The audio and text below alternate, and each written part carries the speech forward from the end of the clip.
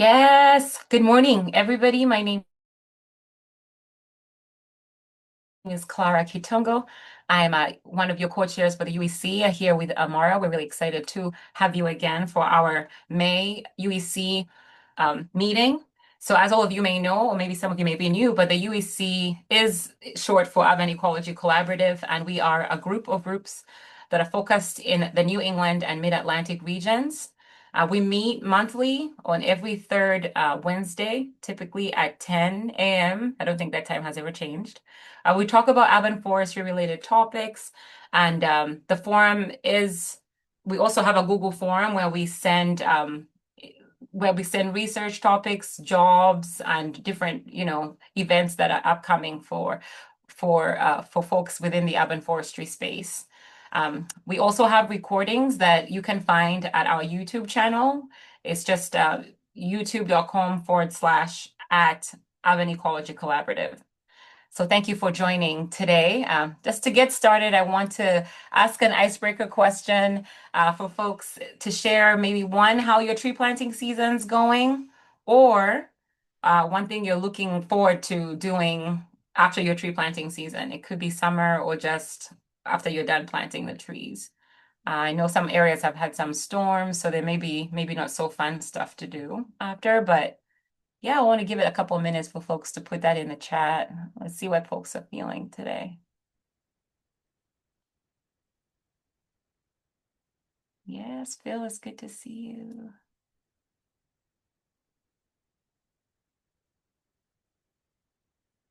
And as folks think about what the answer to that question is, I want to also open it up for any community announcements. If anybody has anything that's happening in their organization or want to share, please feel free to unmute yourself and share.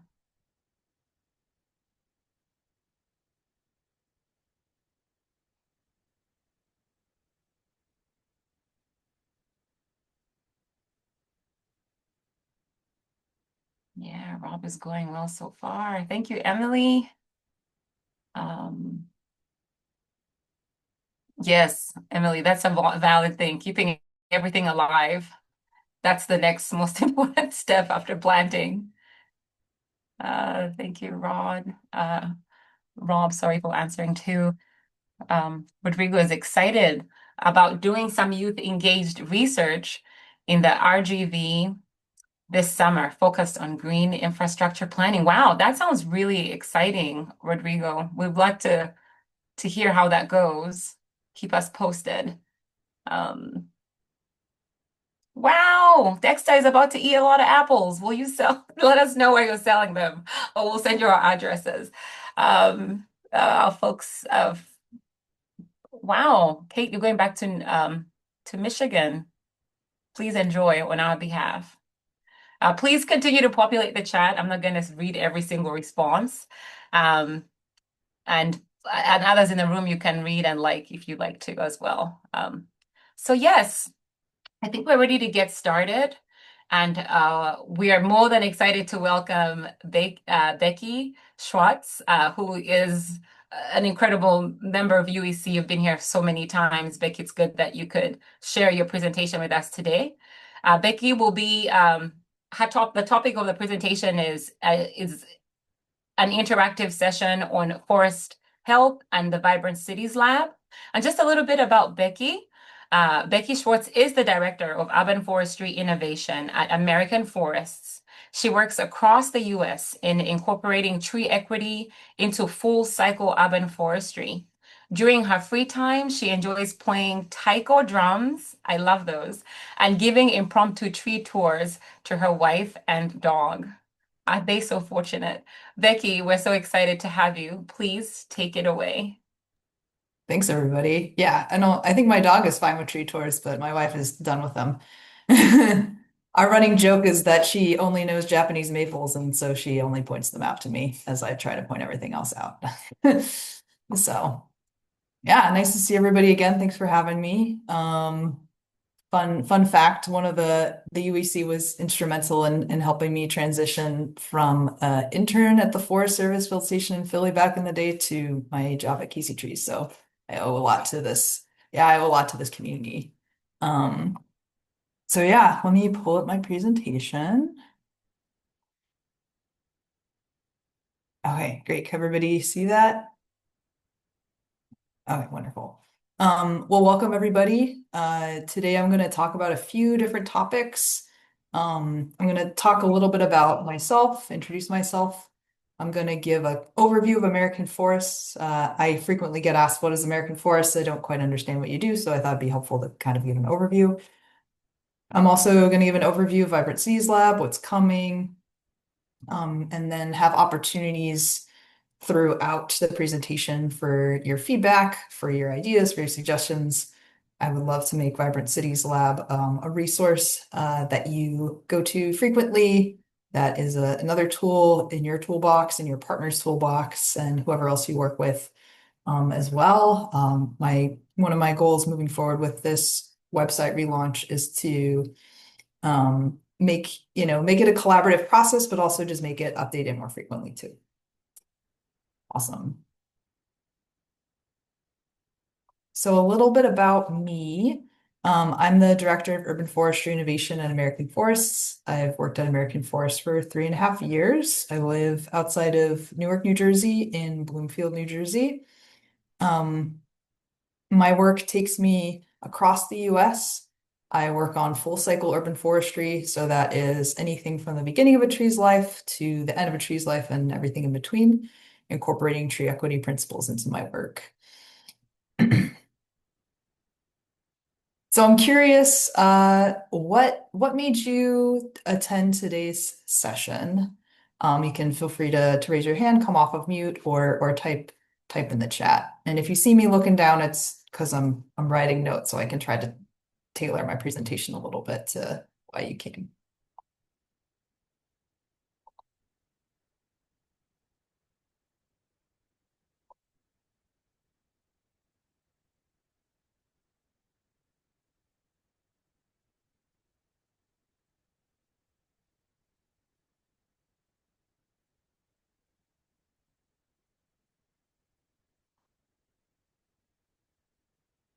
All right.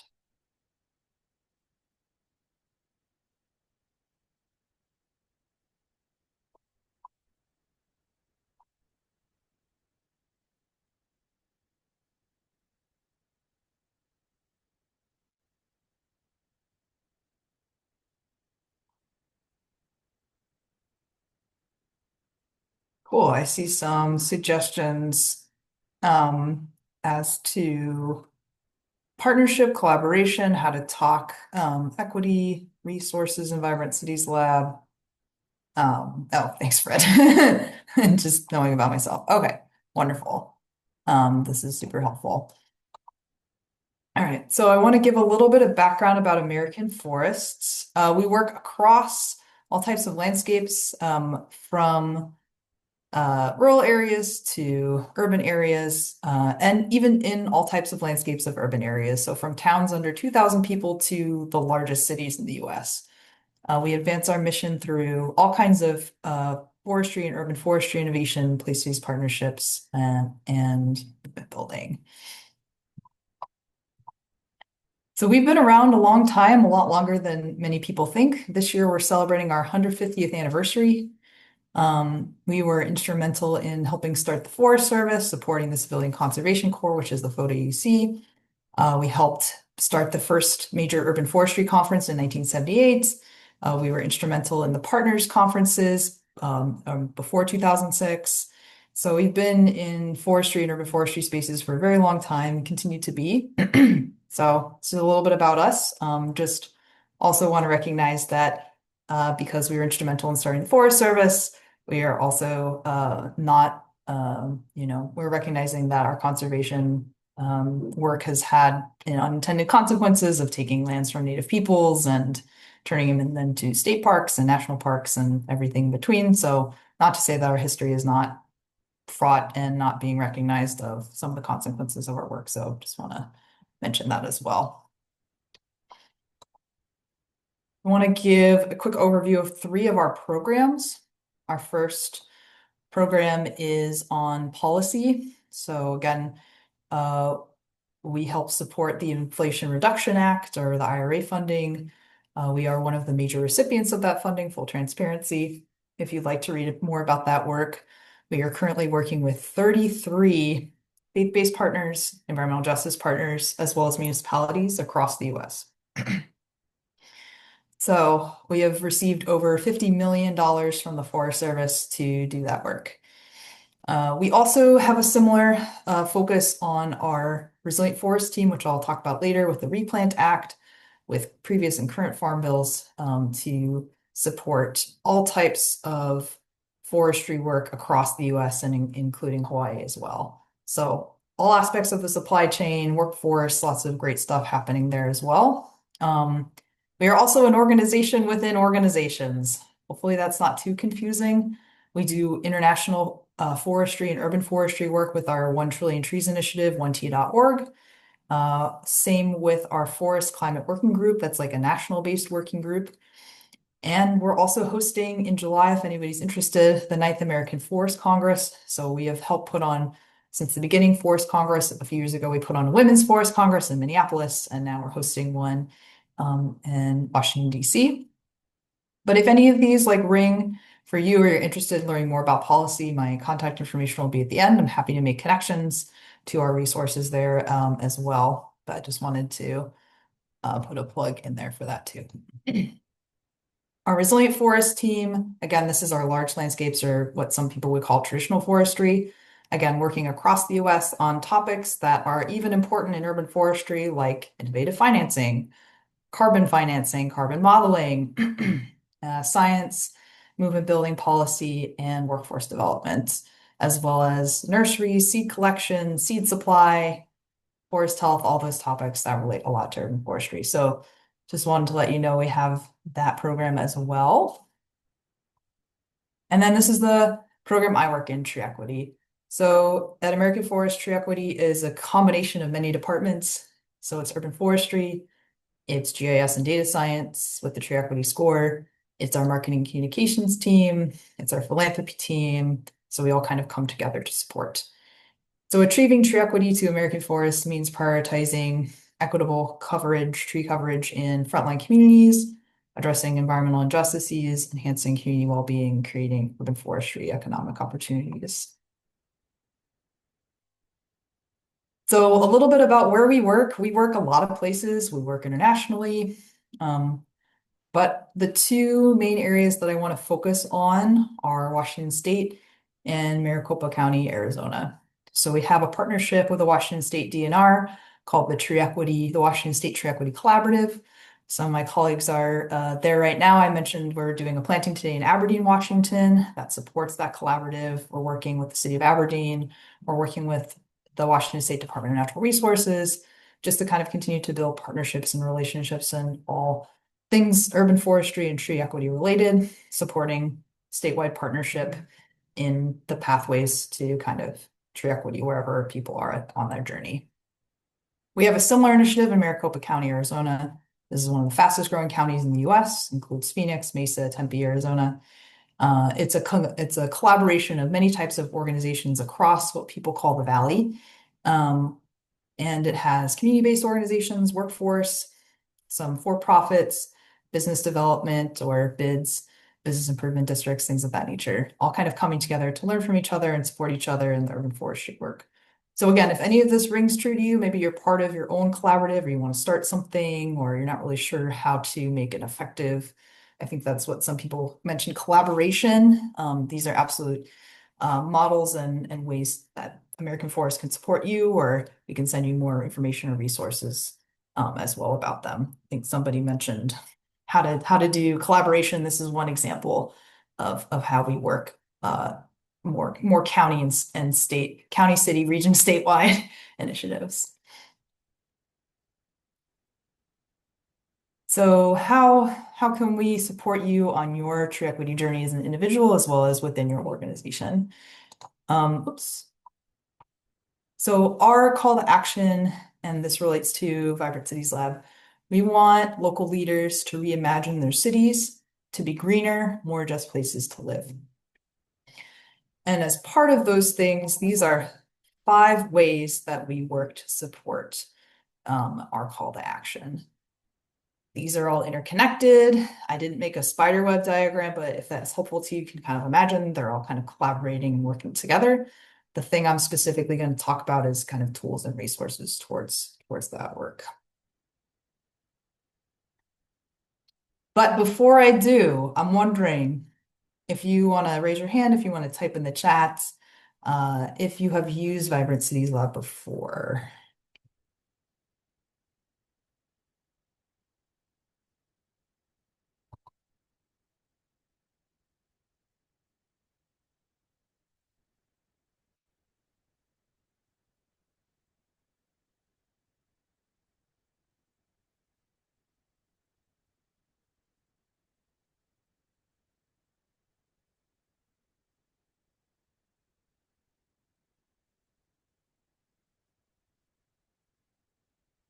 Okay, awesome. All right, and so my next question is, what resources did you find helpful and what resources would you like more of?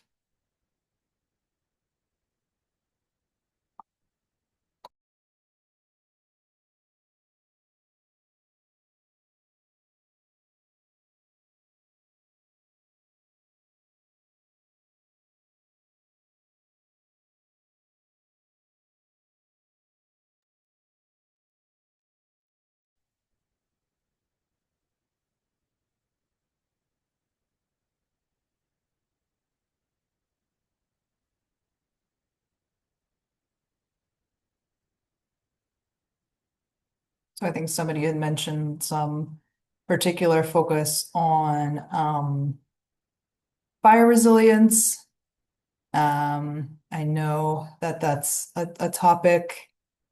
Um, oh, thanks, Clara. Are there any other maybe topics that yourself or your partner organizations that you're working with, or something else that you feel is missing?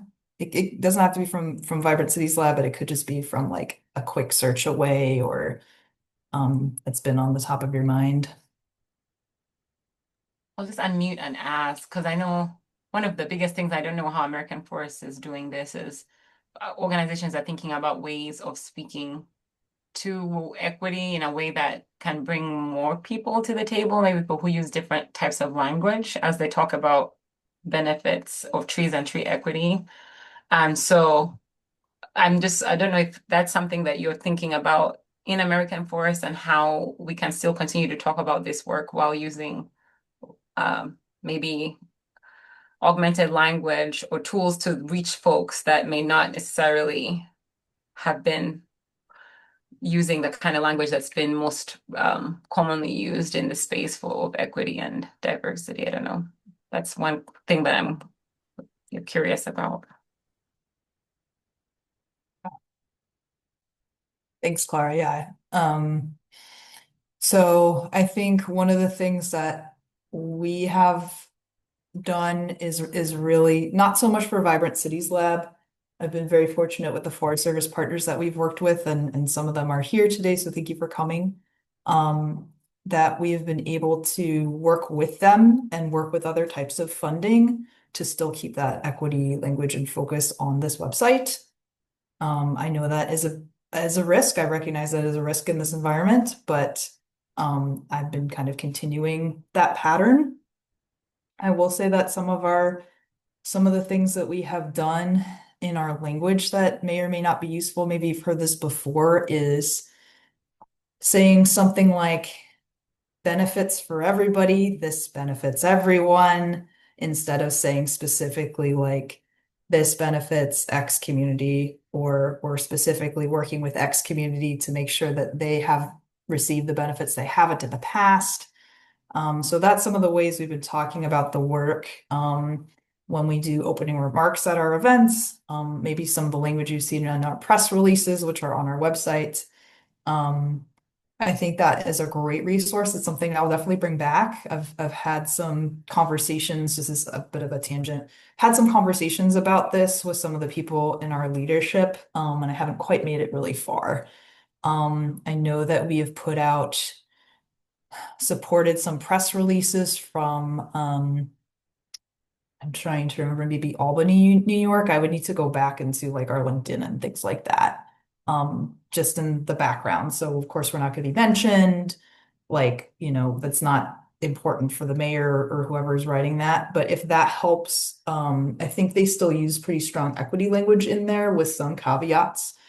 I could find that if that helps, like as an example right now, but I think that would be a great idea for a resource. Yeah, that sounds great to me, actually. Yeah. Yeah. And then quickly to the person who posted about fire resilience, um, Planet Geo has done a couple recent fire resilience free webinars.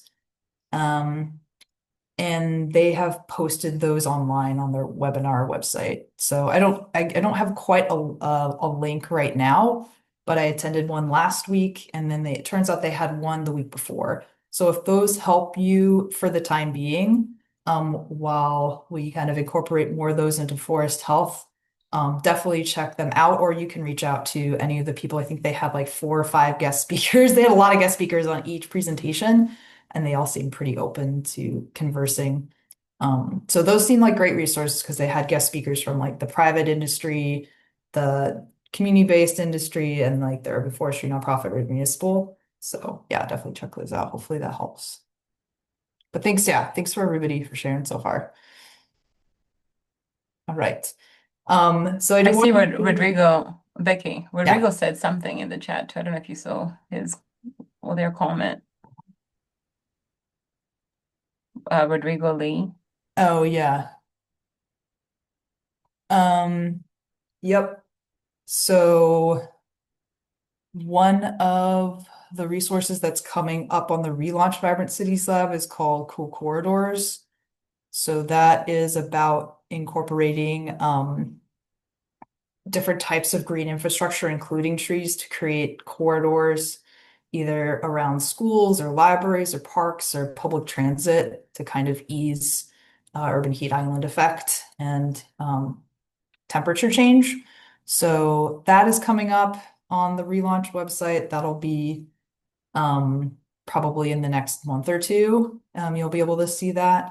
And there's a couple other current resources on Vibrant Cities Lab around how to collaborate with different types of partners, um, how to kind of implement different types of policy, but those are helpful off the top of my head.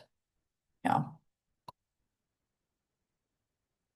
Um, cool. And then I'll try to remember to provide links to all these. There's a ton of things on Vibrant Cities Lab. I think one of the things that kind of relates to the goals is just trying to make things a little more concise and easy to find. I know the search function isn't the best on the current website. Um, in terms of, yeah, Phil, I know StuMap. But also AC Trees kind of has that link too a little bit. Although their organization list is not like the most extensive thing, but that's still helpful. Um, but I don't currently have a list like on American Forest website,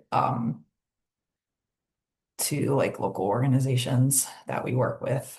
It's more just like a generic overview, like I shared in the last slide.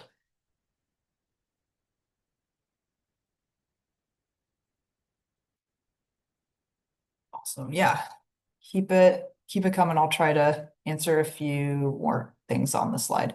Um, so really quickly, Vibrant Cities Lab, just for your background. Again, I want to make this a collaborative resource. This is a two-way conversation. I don't want it to you use one time and then forgot about it. So again, that's why I appreciate you all coming and being able to speak today. So this goes back to my original goal. Oops. Our call to action. We want local leaders to reimagine their cities to be greener, more just places to live. Vibrant Cities aims to help with that. Again, working to have more resources in lay terms or terms that people without an urban forestry background can understand. I know that's been one of a critique of the current Vibrant Cities Lab website. It's very research focused and can have research focused language and jargon that can be very confusing to people. So again, work in progress, medium and long-term goal.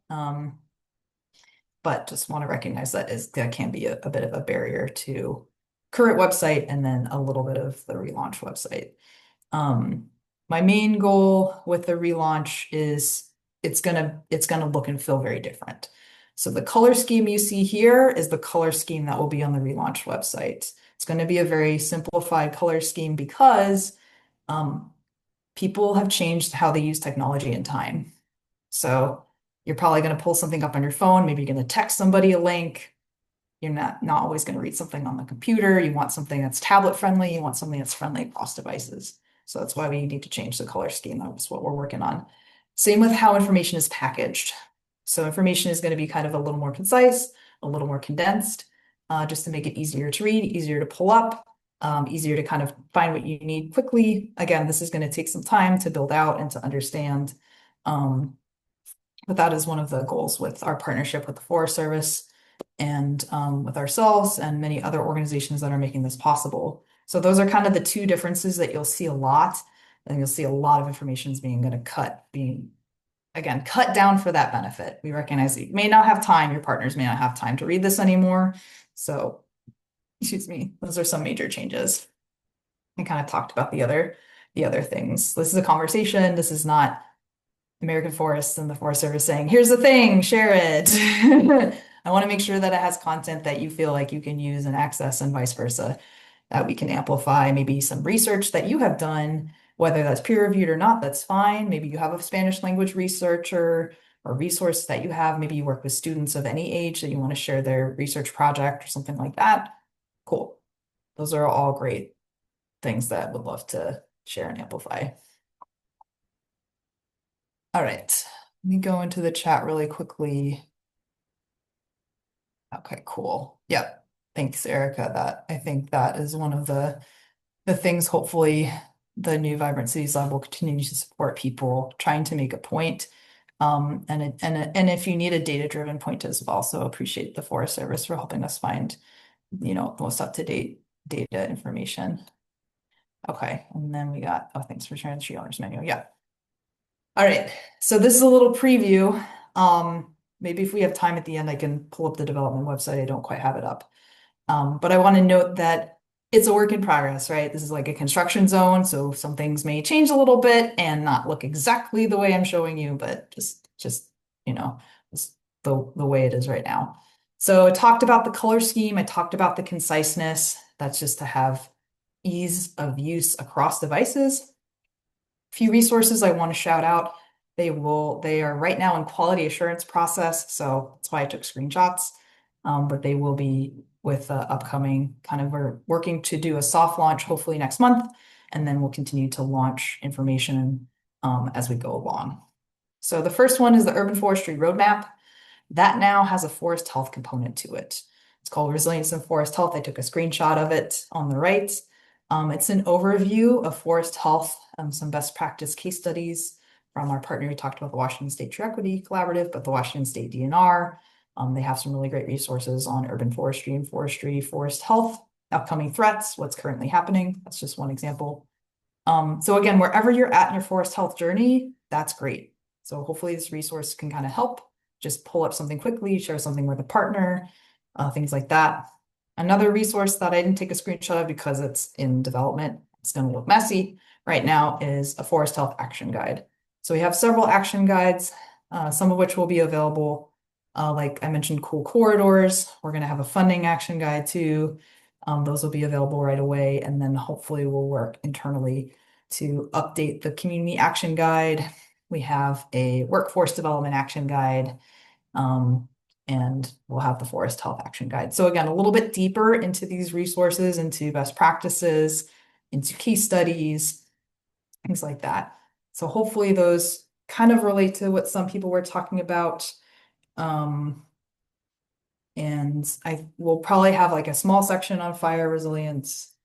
And there's definitely a section on, it's a little hard to see, but I think people talk about how to create a collaborative process. Building an inclusive coalition is, again, overview of how to do that with different types of organizations. And also same, it's a little hard to see, but plan the future of your urban forest.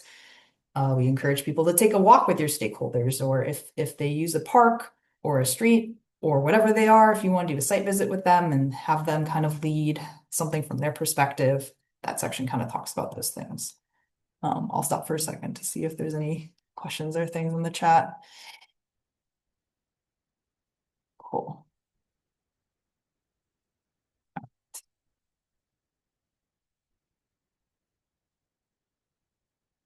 Oh yeah, thanks, Phil.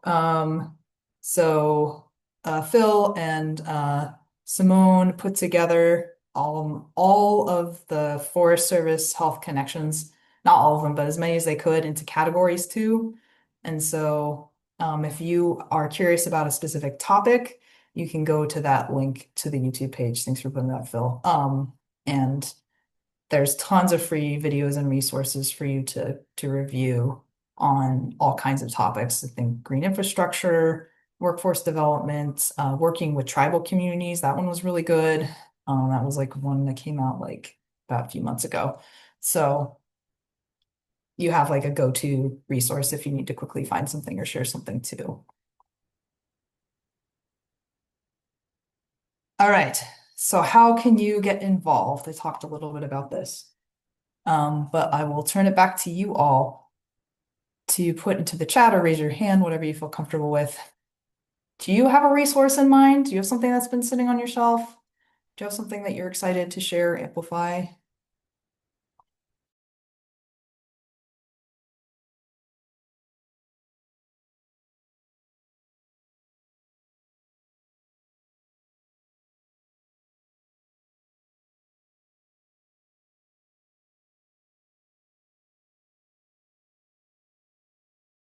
I'm currently signing up for Phil's link, so that's where my head is. Thank you, Phil, for sharing that resource. Thank you, Becky, too. I really like that workforce development. I'm really curious to see what that looks like, especially, is it geared towards youth or just in general? It's more geared towards adults that have barriers to employment. We do have a youth resource that's not on the Vibrant Cities Lab website. It's called the Tree Equity Curriculum, and it's just free to download. That's more for high school or community college level students. That's absolutely free. So that's something I didn't, again, have time to type in the chat, but that's one of the things that we're doing today. I'm just supporting in the background the project. But the planting in Aberdeen is not just we showed up and planted trees. We worked with the Pacific Education Institute and the city of Aberdeen, Washington. Pacific Education Institute already has school relationships with all types of levels from elementary school to college. And so they specifically brought in the Archery Equity curriculum, which was sponsored by Weyerhaeuser, who is also sponsoring this planting, and taught part of that curriculum, hooking it into their existing curriculum and the state's existing forestry curriculum, because Aberdeen, Washington is a huge forest products is a huge part of their economy in that part of Washington. So they already have forest curriculum. So they came and taught that. And then hopefully about 6 to 10 students come out today with their teacher and plant as part of that. And then they'll come back. Molly from Pacific Education Institute will kind of come back and teach again at the end of the month. So those are kind of our integrative projects. But yeah, I can kind of share that out separately, but that's on our website separately from Vibrant Cities Lab. And we're eventually too, that's something we recognize, like curriculum and other types of development too is something that we're working to improve on internally as well for youth. Youth serving organizations. Um, I think I think Rodrigo, it's helpful to understand, like, do you mean how to formalize partnerships or do you mean something else? Like where it kind of helps to understand a little bit like where you are on your journey there. And that way I can kind of help you understand if there's a case study or maybe there's somebody also on this call. Feel free to chime in if this is something that you're working on as well. Yeah, thank you. Can you hear me, by the way? Yes. Okay, cool. Yeah, thank you so much for this presentation. I think one of the things that I'm trying to think through is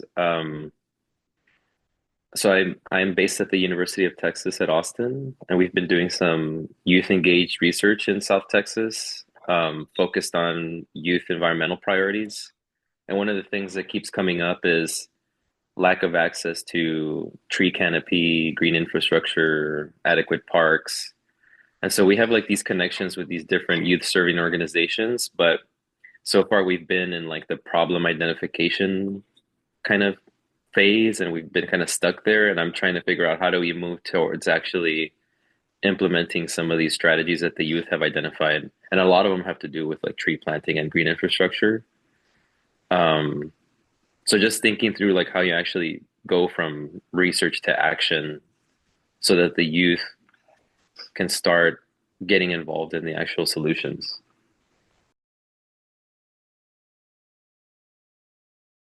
Yeah, thank you for sharing. I'll turn it over first. I'm sure we have so much knowledge here. Just I'm going to be quiet and please somebody else can also support you. I wanted to ask Rodrigo just a quick follow-up question is, so you're with the university, are you working with like a nonprofit that does tree planting work, or is it mostly you and the youth-facing groups working? We've actually started to have some conversations with one of your colleagues at American Forest that's based in the Valley. So we've been having some like initial conversations, and hopefully they'll come out and present to the youth actually about their um, about a reforestation effort that's taking place down there. Yeah, I love that. I think one thing I've seen, at least locally, is, and I'm thinking about some other youth groups in Pittsburgh too that do climate work, but we may not be tapping into them for tree planting projects. So what you're sharing, Rodrigo, is making me think about how even me at Tree Pittsburgh with my work can do that connection. I think having that activation partner that's already doing that work, since you're doing all that research on the ground in Austin, maybe may start to move that needle from research to action if you have a local partner that can support with the actual planting side of things.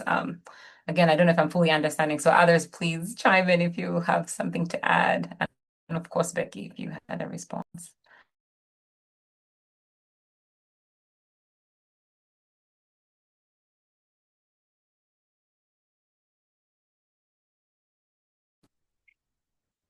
Yeah, I was just gonna echo Clara's thing. I think finding that sort of nonprofit or that NGO who's already active in those sort of activities, connecting, making that sort of triangle between your research work, the people that you're interested, the community you're interested in getting at, and the agent, in this case, the people who are already doing that sort of work, is important. And I think that would be the way to go.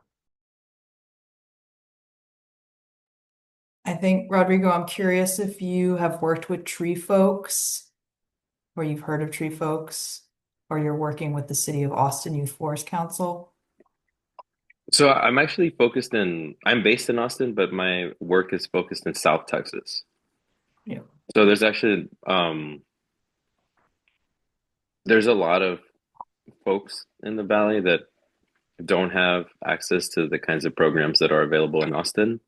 And I was actually very surprised to see that American Forest has like a significant presence down there. So now we're trying to connect the dots between the youth and these organizations. Yes. What I meant to say there, again, if this is helpful, is that the Youth Forest Council is where you are at. It is an amazing program that we've partnered with tree folks, and it is something that you just talked about. You're looking for a case study, and again, feel free to correct me if I'm misspeaking. You're looking for a case study of turning youth education and research into action. That is literally there, and they are literally doing that. I don't know how long they've been doing it, but yeah. So it is a made up of, I think, students and young adults ages, I think 16 to 21. It's paid. I don't remember how much it's paid. It's a year-long kind of fellowship. And it's a mixture of what you just talked about, in class learning, learning from peers, learning from other organizations, doing tours, doing hands-on planting projects. I think each student, I think they have about 20 to 25 in each cohort. They have to do like an end project. So they have to do some kind of end project. So I know it's not exactly the Rio Grande Valley in South Texas, but it's something that you can see and come and physically interact with. And it's a model. So hopefully that helps you. I'm glad that you're talking with my colleagues in the Rio Grande Valley. They have a huge event called Rio Reforestation every year that you are absolutely welcome to tap in and invite people to. They've done nursery tours in the past, other hands-on activities. So I'm glad that you're talking with them. And I know that they're happy to kind of also connect you to other partners there. So also happy to chat separately too.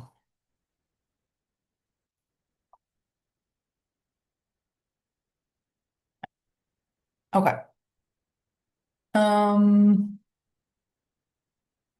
Ecosystem services lists question. Just reading your question. Okay. I don't think Vibrant Cities Lab currently or has something in terms of like specific biodiversity within an eco region. I don't know if other people, oh, thanks, Emily. I don't know if other people have a resource or something that they use to speak to that. But as of what I know of this moment, I don't think there's resources to that specific biodiversity within an ecoregion that I am familiar with.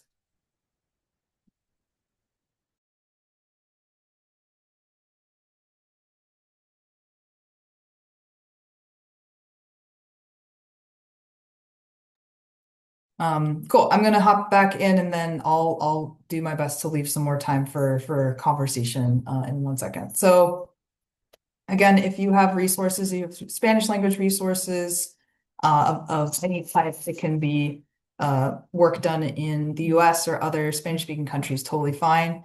I know Phil's put some stuff in the chat, so thanks, Phil. But you can scan this QR code, info@vibrantcitieslab.com. You can submit any media, photo collages, things like that. If you would love to be a published author, this is your chance. Feel free to submit your suggestions or ideas or content or anything like that you want to help amplify. Cool. I also want to put a plug in for our coaching network. This is a peer-to-peer learning network across the US, across disciplines. We are meeting once a month. These are the topics that are happening. If you're interested, you can scan the QR code or you can go to our website. And then our last information is we are going to have our kickoff coaching call, which is going to be next month at noon Eastern time with Robin Wall Kimmerer. She wrote Braiding Sweetgrass. She's an excellent resource on Indigenous knowledge and ecology. She wrote about her background as being a biologist in like trained Western biology and working with her native background to understand how both these things can work together. So if you're interested in learning from her, you can register at the QR code.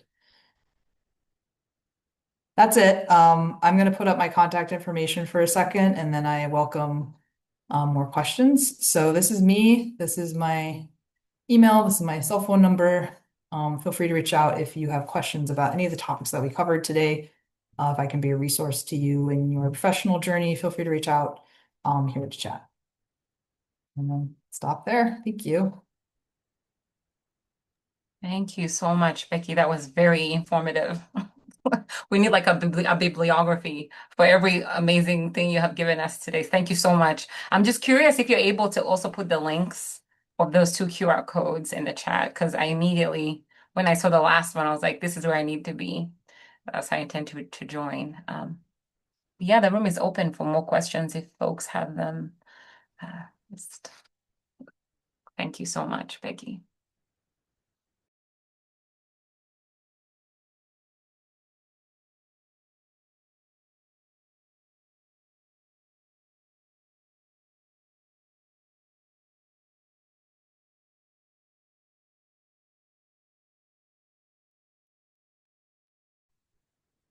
Hey, Marcus, do you want to talk a little bit about that resource you've put in the chat? Looks interesting. Or how you're using it. Not to put you on the spot, but Yeah, I'm looking for the exact one that where what they'll do is say I'm in Philadelphia and they'll take Quercus alba and in this part of the eastern temperate forest, Quercus alba hosts 500 species of Lepidoptera.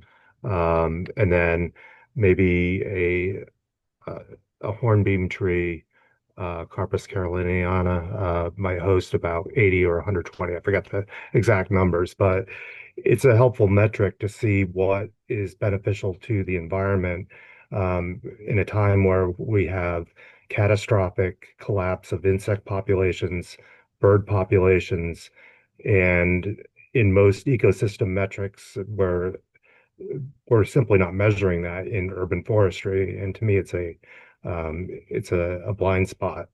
And I understand trees like the London plane, the ginkgo, they're known to be urban tolerant, but there are also other alternatives that are urban tolerant that have these ecosystem services within each eco region. So the Quercus bicolor may not host very much in Europe, but it hosts a lot in the Mid-Atlantic. thank you, Marcus.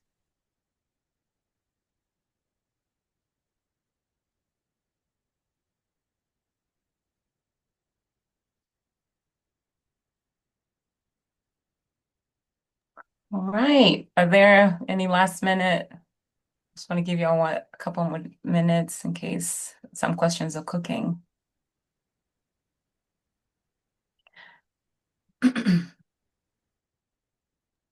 Yes, go ahead, Phil. I see you've unmuted. But your volume may not be there if you're speaking.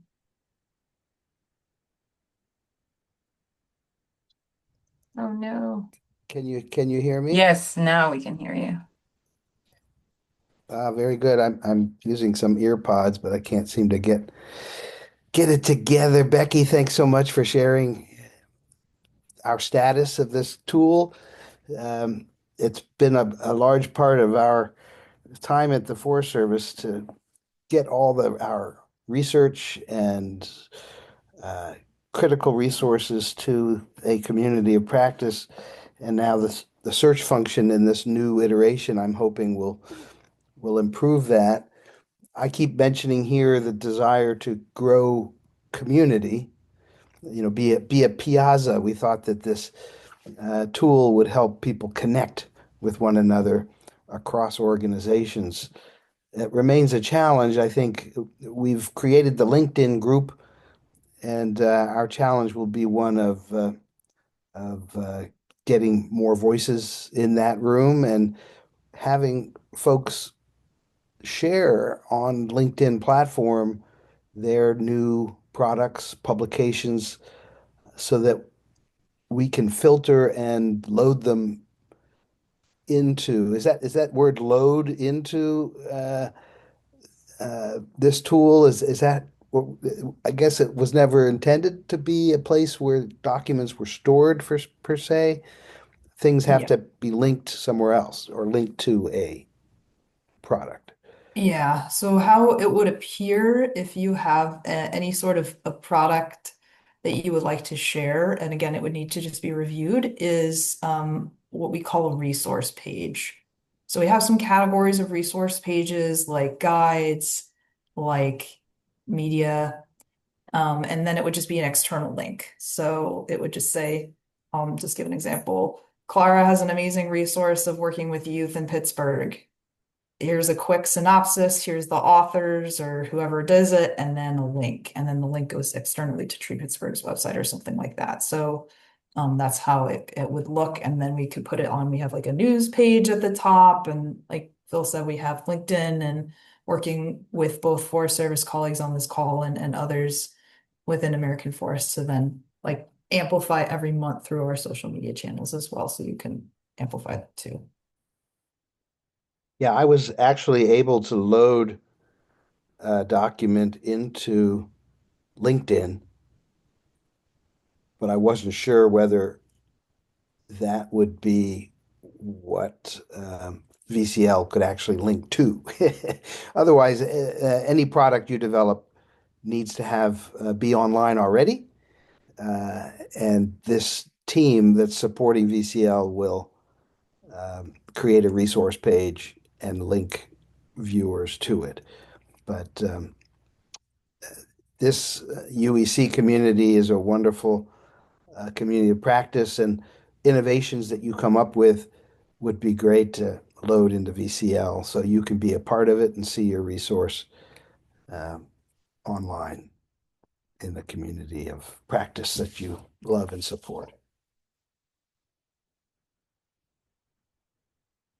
Thank you for your great work, Phil and the team, and Becky too. Amara and I were on the sidebar talking about starting a LinkedIn for UEC, but it seems like the VCL will be where we go because that's going to be doing the same thing, except on a bigger scale. So thank you for sharing that LinkedIn as well. All right, so we have 10:53. If there are no more questions or comments, I would like to just collectively, or maybe with your screens off, but behind your screen, just kind of give an applause to Becky for spending some time here with us again today. We'll be sending over the recording will be sent out soon, as well as resources from the meeting. Our next meeting is going to be on June 18th. The topic is going to generally be around tree nurseries, so we're super excited. Just confirming all our speakers, but just put that on your calendars. Really excited to learn more about that. Again, thank you for joining and taking some time. I hope you enjoy the rest of your planting season. Stay hydrated, and we'll see you next month. Thank you.